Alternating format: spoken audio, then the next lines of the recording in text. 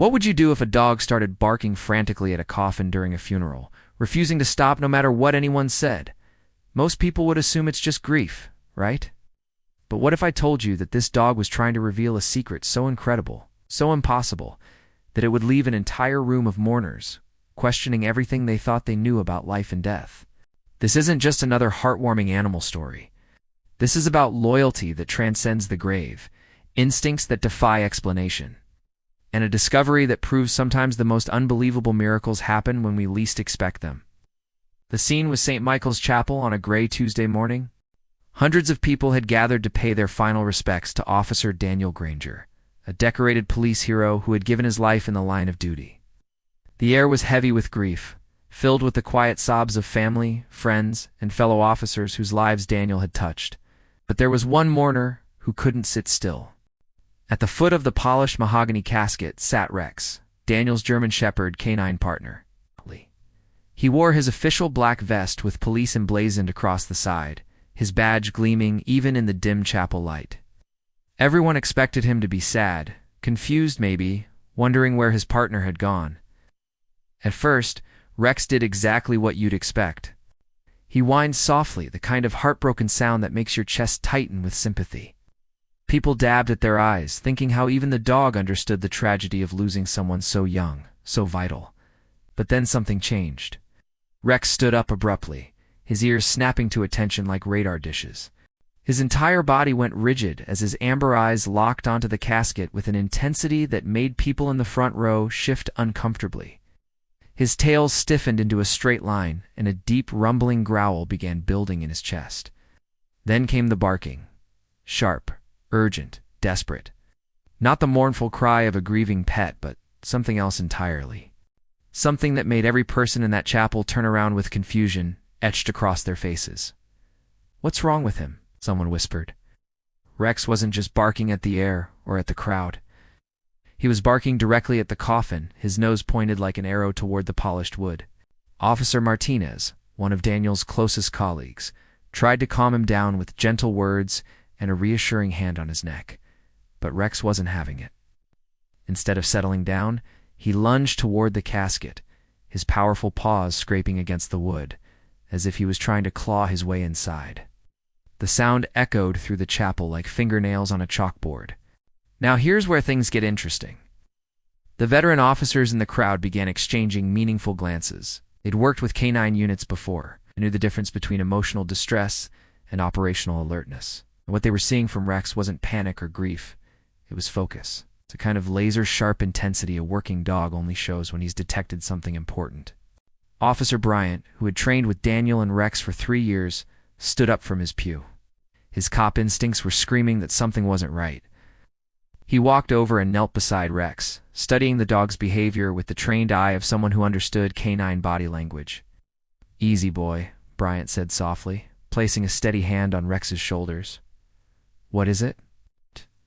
What do you smell?" Rex stopped barking for just a moment, looked Bryant directly in the eyes, then barked once more. But this time, he did something that made Bryant's blood run cold. Rex stopped barking and started pacing in tight circles around the casket, whining and sniffing along the edges like he was following a scent trail. He kept returning to the same spot at the base of the coffin, pawing at the wood with increasing desperation. That's when Bryant heard it. Something so faint, he almost missed it over the rustling of clothes and whispered conversations, sound coming from inside the casket. A tiny, muffled cry. Bryant's face went white as sheet.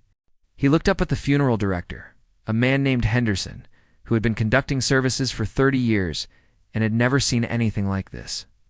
"Open it," Bryant said, his voice cutting through the chapel like a blade. Gasps rippled through the mourners like waves. Henderson stammered something about protocols and procedures, but Bryant's voice grew firm with authority. "I said open the casket, now." Rex growled again, pressing his nose against the lid, as if he could somehow push it open himself. The room fell so silent you could hear people's heartbeats as Henderson's trembling hands reached for the latches. The lid creaked open with a sound that seemed to echo for eternity, and there nestled beneath Daniel's folded hands. Hidden in the crisp folds of his dress uniform was something that defied every law of logic and reason. A tiny, squirming newborn puppy, alive. Nobody moved, Nobody breathed. The air inside that chapel became thick with disbelief as every pair of eyes locked onto the impossible sight before them. The puppy was trembling, no bigger than a man's hand, its fur still damp, its blind eyes searching desperately for warmth and comfort. Rex's entire demeanor shifted in an instant. The frantic barking stopped. The desperate pawing ceased. Instead, he let out a soft, gentle whimper and wagged his tail with the cautious joy of a father meeting his child for the first time. His posture changed from panic to protection, from alarm to pure, instinctive love. "How?" someone whispered from the back of the chapel. "How is this even possible?" Father McKenna, who had been conducting funerals for 40 years, crossed himself and took a step back. His hands were shaking as he tried to process what he was witnessing. Officer Bryant, fighting to steady his own trembling hands, carefully reached into the casket and scooped the fragile pup into his palms. As he lifted the tiny creature, something slipped from beneath Daniel's jacket and fluttered to the floor. A folded piece of paper with Daniel's handwriting on the outside. With curiosity overriding his shock, Bryant picked up the note. Written in Daniel's familiar scrawl were 4 words that made his heart skip a beat. "If anything happens to me." What does it say? "Amanda, Daniel's widow," asked from the front row, her voice barely above a whisper. Bryant unfolded the letter with fingers that wouldn't stop shaking. The room had gone completely silent. No more sniffles, no more whispered prayers. Every person in that chapel leaned forward, desperate to understand the mystery that was unfolding before their eyes. Bryant cleared his throat and began reading Daniel's final message. "If you're reading this, it means I didn't make it home. But if Rex is still with you, and if by some miracle she made it too, then please know this wasn't an accident." Gasps echoed through the room.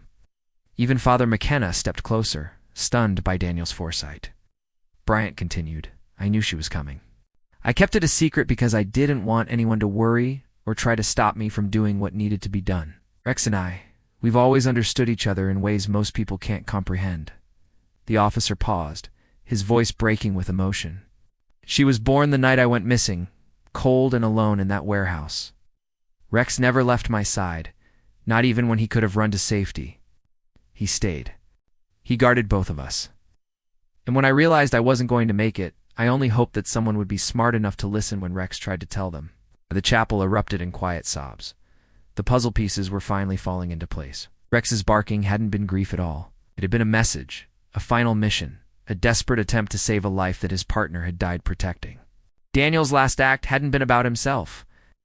It had been about ensuring that this tiny, helpless creature would be found, would be loved, would survive. And Rex had made sure that mission was completed.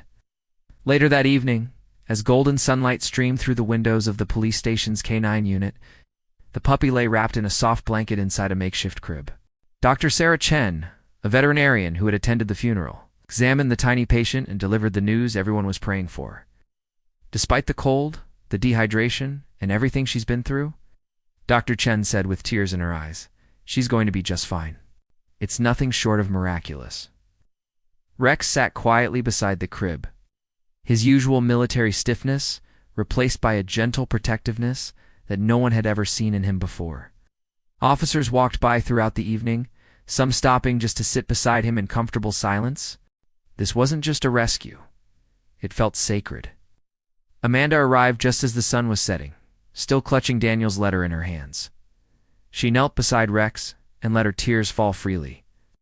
"He knew," she whispered, stroking the loyal dog's head. "He knew she would need you." Rex leaned into her touch, his eyes soft and calm for the first time since the funeral. Amanda looked down at the sleeping puppy, her voice trembling with emotion. She'll grow up knowing exactly who her father was and understanding that the dog who saved her life loved her before she even opened her eyes. Officer Bryant stood nearby, watching this incredible scene unfold. "He never stopped protecting," he said quietly. "Even in death, Daniel was still thinking about others." The department made a unanimous decision that night. The puppy would go home with Amanda and Rex. She would grow up surrounded by love, the living piece of her father watching over her every day. And Rex, he hadn't just lost his partner. He had found his new purpose. See, Rex hadn't barked out of fear or confusion. He barked because he understood something the rest of us had forgotten. That love doesn't end when life does. That loyalty transcends death. Sometimes the most important missions are the ones nobody sees coming. This incredible story reminds us that heroes come in all shapes and sizes, and sometimes they have 4 legs and a badge. If this touched your heart the way it touched mine, please hit that like button and share it with someone who needs to believe in miracles today. Drop a comment and tell me, what is the most incredible act of animal loyalty you've ever witnessed?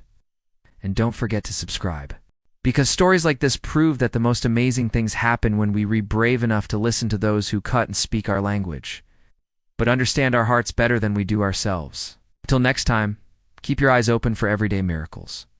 They're happening all around us. We just have to be willing to see them.